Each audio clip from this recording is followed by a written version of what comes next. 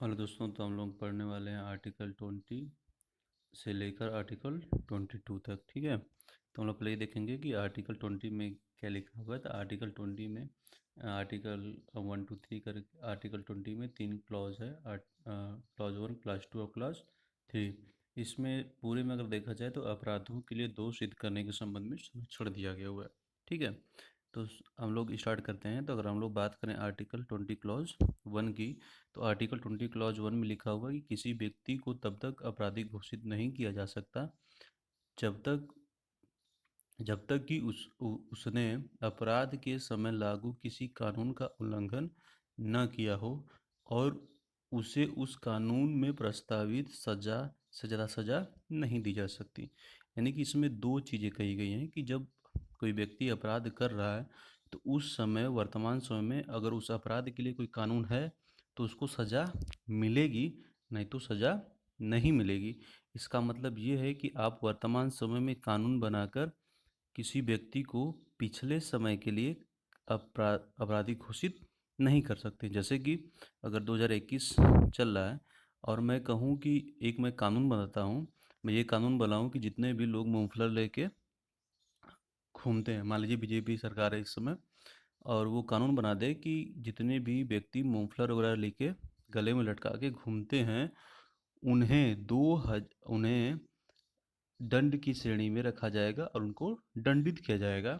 और इसको लागू कर दें 2016 से, यानी कि 2021 में है, 2016 से लागू कर दें, तो ऐसा आप नहीं कर सकते।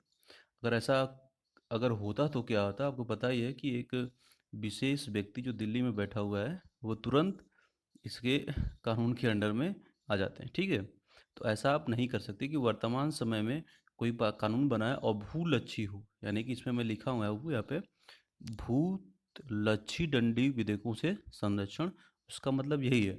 ठीक है, लेकिन हाँ, इसमें एक चीज़ और भी कही गई है कि ये केवल आपराधिक कानून को लागू नहीं होता, यानी कि आप आपराधिक कानून नहीं बना सकते लेकिन दीवानी कानून बना सकते हैं। यानी कि आप दीवानी कानून बना सकते हैं लेकिन आपराधिक कानून नहीं बना सकते। ठीक है, चलिए नेक्स्ट लिखा हुआ है कि अगर हम लोग बात करें कि आर्टिकल 20 क्लॉज 2 की, तो दोहरे दंड से संरक्षण, यानी कि कोई व्यक्ति ये को अपराध सिद्ध हो गया है तो उस अपराध के लिए अगर उसको दंड भी मिल गया है तो फिर पुनः उसको उसी अपराध के लिए दंडित नहीं किया जा सकता। यानी कि जो कर चुका है, अगर वो फिर वही अपराध करता है तो फिर उसको दंडित किया जाएगा। लेकिन अगर अपराध एक ही बार किया है तो उसको 10 बार सजा नहीं दे सकते। अपराध एक ही बार हुआ है तो एक ही बार ही क्या करेंगे, उसको हम लोग सजा देंगे। और इसमें ध्यान दीजिएगा कि जैसे कि कोई व्यक्ति चोरी करने गया, किसी कोई व्यक्ति चोरी करने गया और चोरी करने का ही उसका पर्पस था, और वहाँ पे जब गया तो परिस्थितियाँ ऐसी बन गई, किसी का खून करना पड़ गया, तो एक तो चोरी का मुकदमा चलेगा, एक तक उस पे मर्डर का भी मुकदमा चलेगा। तो अगर वो कोर्ट अगर सजा देगी तो दोनों की देगी, तो यहाँ पे दोहरा दंड दंड नहीं है। ठीक है, तो इसका मतलब कहने का इतना ही है कि एक अपराध के लिए सिर्फ एक दंड दिया जाएगा। तो यहाँ पे दो अपराध हुआ था, पहले तो चोरी किया है, दूसरा हत्या किया हुआ है। ठीक है, तो अब फिर थर्ड दिया हुआ है कि आर्टिकल 20 क्लॉज 3 में कि अपने विरुद्ध गवाही देने से संरक्षण, यानी किसी भी व्यक्ति को आप अपने ही विरुद्ध गवाही देने के लिए बाध्य नहीं कर सकते। इसमें जैसे पुलिस वगैरह थर्ड डिग्री यूज करती है, टॉर्चर बहुत ज़्यादा करती है, या फिर नार्को टेस्ट वगैरह करवाती है, तो वो तब तक नहीं करवा सकती जब तक उस व्यक्ति की सहमति ना हो। ये संविधान में है लेकिन व्यवहार में ऐसा होता नहीं है, आपको पता ही है। हाँ, कुछ विशेष अगर अपराध किया हुआ है, यानी कि बहुत घिनौना अपराध किया हुआ है, तो उस कंडीशन पे वो ऐसा कर सकता है। ठीक है, अगर हम लोग बात करें आर्टिकल 21 की, तो आर्टिकल 21 में बहुत ज़्यादा प्रावधान है। इसमें मैं शॉर्ट में लिखा हूँ प्राण और दैहिक स्वतंत्रता का अधिकार, तो उसका एक पार्ट है ये। आर्टिकल 21 में लिखा हुआ है, किसी व्यक्ति को जीवन और व्यक्तिगत स्वतंत्रता से विधि के द्वारा स्थापित प्रक्रिया से ही वंचित किया जा सकता है, अन्यथा नहीं। यानी कि यूँ समझ लें कि जीवन और व्यक्ति की स्वतंत्रता से विधि के द्वारा ही इस व्यक्ति को वंचित किया जाएगा, अन्यथा नहीं किया जा सकता। अब उसके आधार पे उसको बहुत सारी अधिकार प्राप्त हैं, जैसे विदेश में सॉरी विदेश यात्रा का अधिकार, पासपोर्ट रखने का अधिकार, स्वच्छ पर्यावरण का अधिकार, रोजी रोटी का अधिकार, निःशुल्क कानूनी सहायता प्राप्त करने का अधिकार, निद्रा का अधिकार, निजता का अधिकार, इच्छा के अनुसार जीवन साथी चुनने का अधिकार। ठीक है, ये सब बहुत सारे अधिकार उसको है। लेकिन एक एक प्रचलित केस हुआ था, जैसे बीच में एक प्रचलित केस हुआ था वो समलैंगिकता वाला, उसको देख लेते हैं वो क्या है, वो भी इसी के अंतर्गत आएगा। तो समलैंगिक समलै समलैंगिकता का मुद्दा क्या था कि इसमें अगर हम बात करें आईपीसी 377, तो आईपीसी 377 के तहत ये है कि अप्राकृतिक यौन संबंध एक अपराध है। इसमें कहा गया आईपीसी 377 में कहा गया है कि अप्राकृतिक यौन संबंध क्या है, एक अपराध है। ठीक है, जिसके लिए आपको 10 साल से आजीवन कारावास तक सजा हो सकती है। तो इसमें 3 चीज़ें लिखी गई, मतलब कि भाई अप्राकृतिक यौन संबंध बोला तो अप्राकृतिक यौन संबंध है क्या। तो पहला किया गया कि नाबालिग, ठीक है, नाबालिग के साथ यौन संबंध, यानी कि जिसकी एज क्या हो 18 से कम हो, जिसकी एज क्या हो 18 से कम हो। दूसरा आगे बोला कि किसी भी पशु के साथ यौन संबंध। तीसरा था कि समान लिंग वाले, ठीक है, तीसरा क्या था कि समान लिंग के व्यक्तियों के साथ यौन संबंध बनाना। ठीक है, तो जो आईपीसी आपका 377 है उसमें ये तो दोनों अभी तक चल रहा है, लेकिन इसको रद्द कर दिया गया। ये 18 वर्ष से कम और पशु के साथ संबंधित ये आपका अप्राकृतिक यौन संबंध है, तो इन दोनों के हिसाब से आपको सजा तो मिलेगी, लेकिन जो समलैंगिक वाला है इस ये क्या कर दिया गया, वहाँ से ख़त्म कर दिया गया, उसको हटा दिया गया। ठीक है, तो आईपीसी अभी कभी एग्जाम में देता है कि आईपीसी 377 जो अप्राकृतिक यौन संबंध के संदर्भ में था उसको पूरा ख़त्म कर दिया गया। तो पूरा ख़त्म नहीं किया गया है, उसमें से 2 चीज़ें बची हुई हैं और एक चीज़ें को ख़त्म कर दिया गया, यानी कि वो उसको वैध कर दिया गया। ठीक है, क्या कर दिया गया, वैध कर दिया गया है। अगर इसमें डिबेट की बात करें तो इसमें बहुत डिबेट हुई। उसके बाद आता है कि मरने का अधिकार, जिसमें आपका दया मृत्यु भी आता है। तो इसमें क्वेश्चन पूछा जा सकता है कि क्या जीवन के अधिकार में मरने का अधिकार भी शामिल है। तो जीवन के अधिकार में मरने का अधिकार भी शामिल है कि नहीं, चलिए इसको देख लेते हैं। तो आईपीसी अगर बात करें हम लोग आईपीसी 309, आईपीसी की धारा 309, तो 309 में कहा गया है कि अगर आप आत्महत्या करने का प्रयास करते हैं तो आत्महत्या करना क्या है, एक दंडनीय अपराध है। वो क्या है, एक दंडनीय अपराध है। तो इसके तहत सजा भी दी जाती है। तो 1994 में क्या किया गया कि सुप्रीम कोर्ट ने इसको रद्द कर दिया, फिर 1996 में फिर पुनः लागू कर दिया। तो अब ये फिलहाल में चल रहा है, यानी कि कोई व्यक्ति अगर आत्महत्या करने का प्रयास करता है तो क्या किया जाएगा, उसको दंड दिया जाएगा। तो अब यहाँ पे मेंटल हेल्थ एक्ट के द्वारा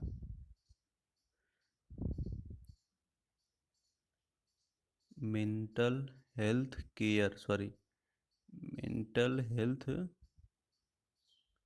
केयर एक्ट आपका जो 2017 है जब पारित हुआ, तो इसमें कहा गया है कि जो व्यक्ति आत्महत्या करता है उसकी मानसिक दशाएं सही नहीं होती, वो मानसिक रूप से कमज़ोर हुआ होता है, मानसिक रूप से रोगी होता है, उसकी दशाएं सही नहीं होती हैं।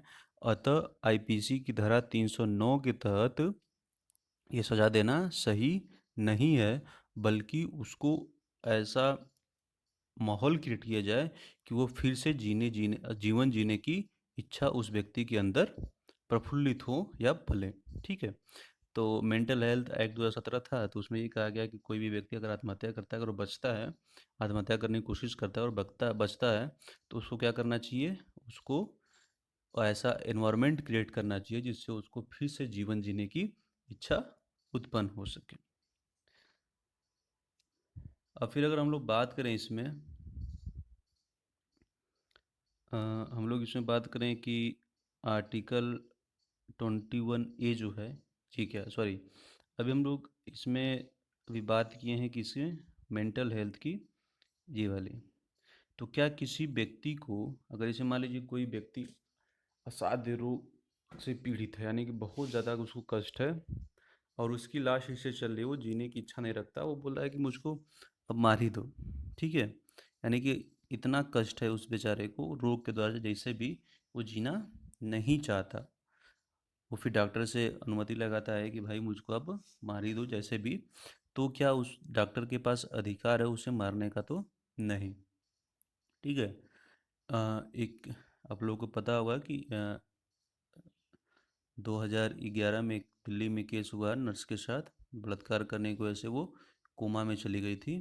तो जब कोमा में चली गई तो फिर सुप्रीम कोर्ट से गुहार लगाया कि भाई इसको दया मृत्यु दे दिया जाए, यानी कि आप परमिशन दें तो हम लोग इसे क्या कर दें, दया मृत्यु के तहत इसको मार दें। क्योंकि अद- अस जो वो महिला थी वो कोमा में चली गई थी और काफ़ी साल से वो कोमा में थी। दया मृत्यु, दया मृत्यु, इसको हम लोग बोलते हैं यूथनेशिया। क्या बोलते हैं इंग्लिश में? यूथनेशिया, यानी कि उसका यूथनेशिया कर दिया जाए। तो सुप्रीम कोर्ट ने ये निर्धारित किया कि अगर दया मृत्यु दो टाइप की होती है, एक सक्रिय दया मृत्यु, एक निष्क्रिय दया मृत्यु। तो सुप्रीम कोर्ट ने बोला कि आप सक्रिय दया मृत्यु नहीं कर सकते हैं, लेकिन निष्क्रिय दया मृत्यु दी जा सकती है। तो निष्क्रिय दया मृत्यु मतलब, सक्रिय दया मृत्यु मतलब कि इसका अर्थ है किसी ऐसे व्यक्ति को अपने जो दम पे जीवित रहता है, ठीक है। और निष्क्रिय दया मृत्यु का मतलब ये है कि यदि कोई व्यक्ति कोमा में है, ठीक है, जिसको जिंदा रखने के लिए एक रक्षक प्रणाली चल रही हो, तो अब रक्षक प्रणाली हटा देंगे तो क्या हो जाएगी, उसकी मृत्यु हो जाएगी। तो सुप्रीम कोर्ट ने बोला कि आप सक्रिय दया मृत्यु नहीं दे सकते, लेकिन निष्क्रिय दया मृत्यु दे सकते हैं। लेकिन उसके पहले क्या होगा कि डॉक्टरों की पैनल आएगी, पैनल जांच करेगी, अगर उसको लगेगा कि वाकई में रिकवरी नहीं होने वाली है और उससे परिजन या उस व्यक्ति की इच्छा होगी, तो अब भाई व्यक्ति कोमा में है तो कैसे बताएगा कि भैया मुझको दया मृत्यु दे दो? तो परिजन वहाँ पे जरूरी है, ठीक है। अगर वो ऐसा नहीं करता है तो अनुच्छेद 21 का क्या है, उल्लंघन है। तो अनुच्छेद 21 के अंतर्गत ये निर्धारित किया गया कि आप निष्क्रिय दया मृत्यु दे सकते हैं, सक्रिय दया मृत्यु नहीं दे सकते। अब देखिए, अब ऐसे मान लीजिए कोई व्यक्ति असाध्य रोग से पीड़ित है या कुछ हुआ उसको, और वो चाहता है कि अगर मैं सपोज कुछ डॉक्टरों की जो पैनल है वो बताई कि डॉक्टर बताया उसको कि आप कोमा में भी जा सकते हैं, अगर उसको लगा कि अब मैं कोमा में जा सकता हूँ, और फिर वो भाई दया मृत्यु की याचिका कैसे दायर करेगा, कैसे मांग करेगा? तो वहाँ पे सुप्रीम कोर्ट ने कहा है कि वो व्यक्ति क्या कर सकता है, एक वसीयत बना सकता है। उस वसीयत का है लिविंग विल। लिविंग विल नाम करके एक वसीयत बना सकता है, और उसमें वो लिखवा सकता है, लिख सकता है कि जब मैं कोमा में चला जाऊं तो मुझको दया मृत्यु दे दी जाए। और ये लिविंग विल कई बार संशोधित का मतलब कई बार जारी किया जा सकता है लाइफ में, ठीक है। ऐसा भी हो सकता है कि भाई अगर लिविंग विल जारी किया गया तो उसके कुछ सालों बाद या कुछ समय बाद वो फिर से स्वस्थ हो गया व्यक्ति, ठीक है। तो ये ध्यान दीजिएगा, तो लिविंग विल अपने जीवन में कई बार जारी किया जा सकता है। अब चलिए नेक्स्ट चलते हैं। तो इसमें दिया हुआ है कि आर्टिकल 21A। तो आर्टिकल 21 में शिक्षा का अधिकार है। क्या है? शिक्षा का अधिकार। ये जो वर्तमान संविधान है उसमें है, लेकिन पुराने वाले में नहीं था। ये 86वां जो संविधान संशोधन 2002 में हुआ था, इसमें ये जोड़ा गया। और इसमें ये कहा गया है कि 6 से 14 वर्ष तक की आयु के बच्चों को राज्य के अनुसार निःशुल्क शिक्षा व अनिवार्य शिक्षा दी जाएगी, ठीक है। निःशुल्क व अनिवार्य शिक्षा दी जाएगी। और इसके संदर्भ में संसद ने एक नियम विधेयक भी लाया, जिसका नाम हुआ शिक्षा का अधिकार अधिनियम 2019। और इसे लागू कब किया गया? 1 अप्रैल 2010 में क्या कर दिया गया, इसको लागू कर दिया गया। तो आर्टिकल 21A में ज़्यादा कुछ नहीं है। हाँ, अगर ये चाहे तो प्राइवेट स्कूलों में जा सकता है, प्राइवेट स्कूल में एडमिशन करा सकता है, ज़रूरी नहीं है कि ये सरकारी स्कूल में ही जाए, वो उसके इच्छा पर निर्भर करेगा। लेकिन हाँ, अगर वो सरकार के पास जाता है, उन सरकारी स्कूलों में जाता है कि मेरा एडमिशन करा दीजिए, मैं पढ़ना चाहता हूँ, तो सरकार उसको मना नहीं कर सकती। अगर हम लोग बात करें कि आर्टिकल 22, तो आर्टिकल 22 में लिखा हुआ है, ये कुछ कुछ दशाओं, यहाँ पे दशकों हो गया है, कुछ दशाओं में गिरफ्तारी और निरोध से संरक्षण। ठीक है, इसको भी देख लेते हैं। यानी कि मनमानी गिरफ्तारी और निवारक नज़रबंदी से संरक्षण का है, मतलब कि किसी व्यक्ति को आप मनमाने ढंग से गिरफ्तार नहीं कर सकते। जिस व्यक्ति को गिरफ्तार कर रहे हैं उससे ये पूछने का उस व्यक्ति को ये पूछने का अधिकार है, कारण पूछने का अधिकार है कि आप हमें क्यों गिरफ्तार कर रहे हैं, और उसको एक अपना मनपसंद वकील करके सलाह लेने का भी अधिकार है। और जब कोई भी व्यक्ति को जब गिरफ्तार करती है पुलिस, तो उसे 24 घंटे के अंदर किसी नज़दीक मजिस्ट्रेट के सामने प्रस्तुत करना अनिवार्य है। ठीक है, लेकिन इसमें 24 घंटे के अंदर प्रस्तुत करना अनिवार्य है, लेकिन इसमें ध्यान दीजिएगा कि यात्रा का समय छोड़ कर देखा जाए कि यह अधिकार दो प्रकार के व्यक्तियों को प्राप्त नहीं होता है। तो जो यहाँ पे अधिकार मिला हुआ है वो दो प्रकार के व्यक्तियों को नहीं प्राप्त है। पहला है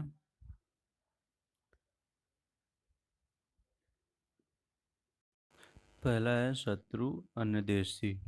क्या है? शत्रु अन्य देशी। दूसरा है आपका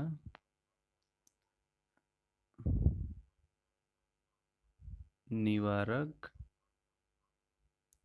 नजर बंदी के तहत गिरफ्तारी। तो पहला आपका इसमें क्या है? पहला आपका है शत्रु नज़रबंदी, और दूसरा आपका है निवारक नज़रबंदी के तहत गिरफ्तार व्यक्ति। ये शत्रु अन्यदेशी क्या है? जो शत्रु अन्यदेशी ये है क्या? तो ऐसे ऐसे देश का नागरिक या व्यक्ति, ठीक है, जिस देश के साथ इस समय युद्ध चल रहा हो, यानी कि वो शत्रु हो, ठीक है, यानी कि वो शत्रु हो। और ये निवारक नज़रबंदी का मतलब क्या है? निवारक नज़रबंदी का अर्थ ये है कि किसी व्यक्ति को अपराध किए बिना भविष्य में अपराध किए जाने की शंकाओं के आधार पर गिरफ्तार कर लेना। यानी कि किसी को संदेह हो जाए कि वो भविष्य में अपराध करेगा, तो उसे क्या कर देंगे, पहले ही हम लोग नज़रबंद कर सकते हैं। ठीक है, तो भारत में निवारक नज़रबंदी केवल 4 आधार पर ही की जा सकती है। निवारक जो नज़रबंदी है वो 4 आधार पर की जा सकती है। पहली आपकी राज्य की सुरक्षा को देख के, और दूसरा है कानून व्यवस्था को बनाए रखने के लिए। यानी कि कानून व्यवस्था में कोई लगता है कि भविष्य में गड़बड़ करेगा, कुछ साक्ष्य मिलते हैं, तो क्या कर सकता है कि उसको इसके अंतर्गत नज़रबंद किया जा सकता है। थर्ड है विदेशी राज्यों के साथ मित्रतापूर्ण संबंध। यानी कि जो विदेशी राज्य के प्रति मित्रतापूर्ण संबंध है, जैसे मान लीजिए कोई विदेशी प्रधानमंत्री या फिर राष्ट्रपति आया हुआ है, अब क्या किए कि झंडा बजा के लेके पहुंच गए धरना देने के लिए, उनका विरोध करने के लिए, तो क्या मित्रता खतरे में आ सकती है, तो वहाँ पर भी इनको गिरफ्तार किया जा सकता है। आवश्यक सेवाओं की आपूर्ति के तहत भी देखा जा सकता है इनको गिरफ्तारी में। ठीक है, तो 4 टाइप के हैं। ध्यान दीजिएगा कि अगर 3 माह तक कोई भी व्यक्ति यानी यहाँ अधिकारी जो है, इसे 3 माह तक कम से कम सॉरी अधिक से अधिक गिरफ्तार रख सकता है। अगर उससे ज़्यादा वो रखना चाहेगा तो फिर उसको सलाह बोर्ड की सिफारिश की ज़रूरत पड़ेगी। अब सलाह बोर्ड की सिफारिश जरूरत पड़ेगी, उसमें हाई कोर्ट के जो सेवानिवृत्त अधिकारी होंगे या जज होंगे, वो होते हैं। ठीक है, या फिर उस पद तक पहुंचने की जो सक्षम है वो व्यक्ति होते हैं। यूँ कह लें कि हाई कोर्ट से रिलेटेड ही व्यक्ति वहाँ पे रखा जाएगा। तो मिलते हैं फिर नेक्स्ट वीडियो में। धन्यवाद।